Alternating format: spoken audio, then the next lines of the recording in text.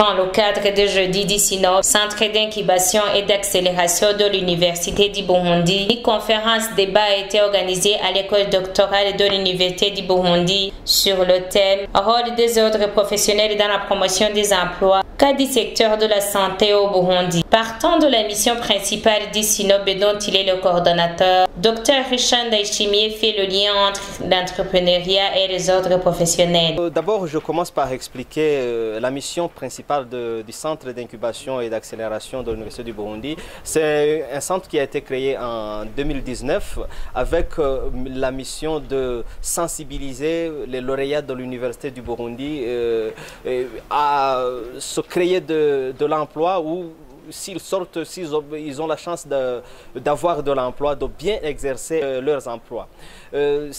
Dernièrement, nous nous sommes inspirés de l'évolution des technologies de l'information et de la communication pour réorganiser nos activités à travers les séances qu'on appelle les jeudis du synode, où on organise des ateliers thématiques. Et aujourd'hui, nous avons, comme vous venez de le demander, nous avons organisé un atelier sur le thème des ordres professionnels en se focalisant sur le secteur de la santé. Et nous ne sommes pas partis de la problématique, quoique la problématique est là. Il y a plusieurs professions du secteur de la santé qui ne disposent pas des ordres professionnels, mais nous avons voulu faire une sensibilisation sur l'importance, le rôle des ordres professionnels dans la promotion, la protection de l'emploi. Et nous avons commencé par montrer le lien qui existe entre l'entrepreneuriat et les ordres professionnels. Et ce lien est très simple. On sait que l'entrepreneuriat, c'est une manière de créer des activités économiques, des activités sociales qui peuvent être génératrices de revenus ou non. Mais nous avons insisté sur le fait qu'en créant une activité, on s'intègre dans une profession. Et en s'intégrant dans une profession, on est censé suivre la loi, la réglementation de cette profession. Alors c'est dommage qu'il y ait des professions qui n'ont pas des ordres.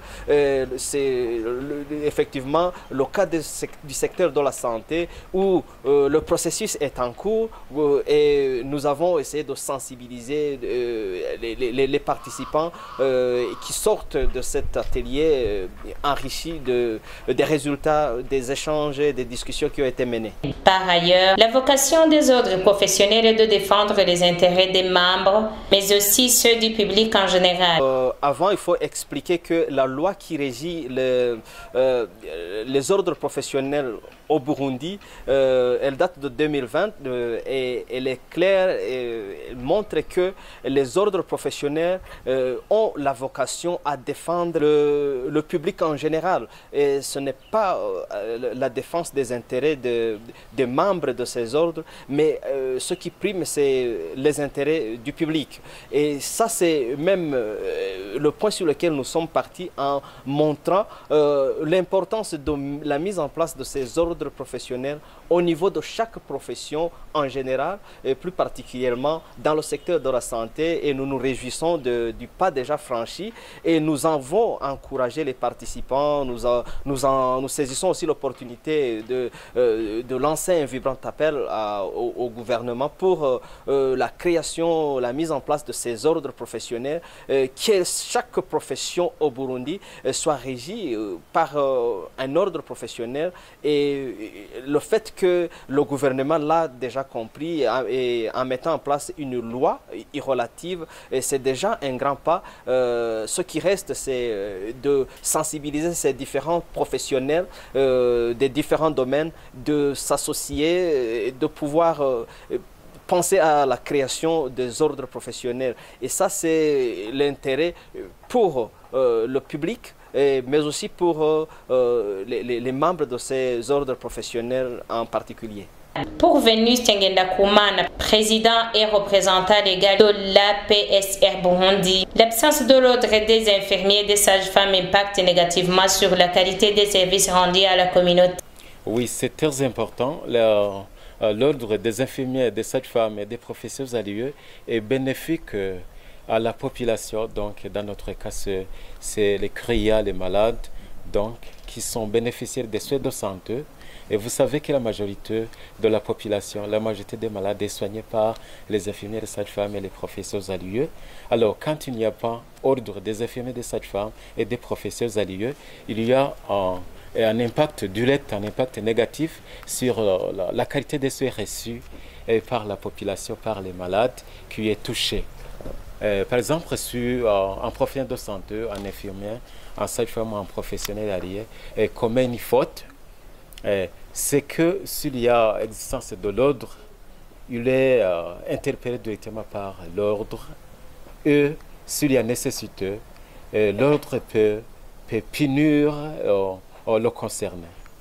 Et il y a aussi d'autres avantages, notamment pour les temps, parce que s'il y a ordre des infirmiers, des sages-femmes et des professeurs à l'UE, l'État en bénéficie par une diminution de gaspillage de ressources, parce que l'ordre est là pour améliorer les compétences des professionnels de santé, dans notre cas les infirmiers, les sages-femmes et les professeurs alliés. À cet effet, M. Vénis Tengendakuman demande à l'autorité compétente d'accélérer le processus de mise en place de l'ordre des infirmiers et des sages-femmes afin d'harmoniser avec les AC. Recommandations que nous pouvons émettre, surtout à l'endroit du ministère de la Santé, à l'endroit du ministère de la Justice et à l'endroit où il y a les affaires de la communauté est-africaine, qu'on accélère le processus de mise en place des ordres, parce que les textes sont là, les textes ont été élaborés il y a une année, on les a élaborés au mois d'août 2022, et l'IAC avait donné 6 mois pour que ces ordres soient mis en place, c'est-à-dire jusqu'en janvier 2023, les ordres des infirmiers, des sages-femmes et des professeurs alliés auraient été mis en place, mais en vain.